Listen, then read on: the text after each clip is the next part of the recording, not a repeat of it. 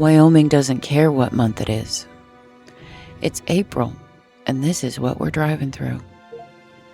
Frozen roads, whiteout conditions, full blizzard.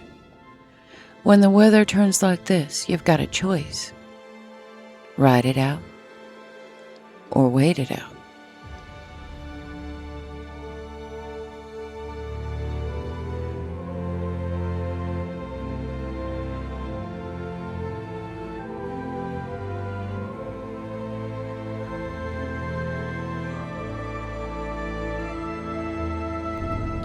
When it gets like this, it's not about the miles anymore. It's about what you can see, what the truck's doing, and whether it's still safe to keep moving.